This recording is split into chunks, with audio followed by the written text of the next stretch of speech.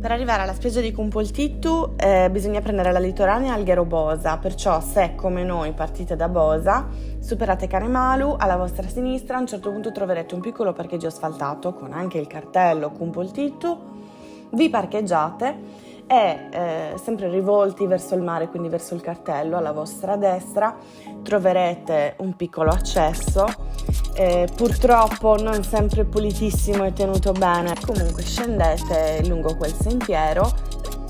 Sono 5-10 minuti di camminata abbastanza semplice, per chi fa trekking sarà proprio una sciocchezza, per chi non è abituato magari può essere un qualcosa di più impegnativo, quindi sicuramente scarpe da tennis, no suola liscia, no infradito, meglio ancora se sono scarpe da trekking, così andate sul sicuro. Magari non andate da soli, andate almeno in due, così nei punti in cui avrete magari incertezza o difficoltà vi aiuterete l'un l'altro. In alcuni punti invece troverete delle agevolazioni, quindi ad esempio dei gradini scolpiti, Dio benedica l'uomo che li ha fatti.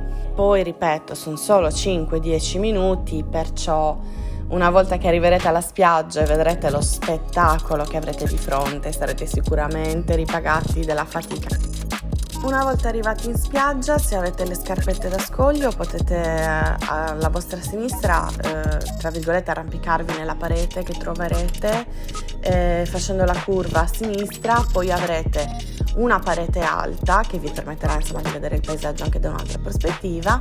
Altrimenti potreste fare lo stesso percorso semplicemente a nuoto. Tutto questo non solo per avere una visuale del paesaggio diversa, ma anche per vedere appunto la caletta vicina. Ricordatevi invece che Cumpoltittu non ha servizi, quindi oltre al piccolo parcheggio che troverete e la segnaletica che vi indica la spiaggia, non avrete nessun tipo di bagno, noleggio, bar, ristorante, non ci sarà nulla, quindi chiaramente organizzatevi di conseguenza.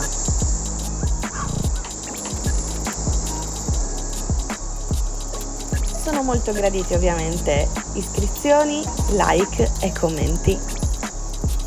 Dai Sardinian Wonders è tutto, buona giornata.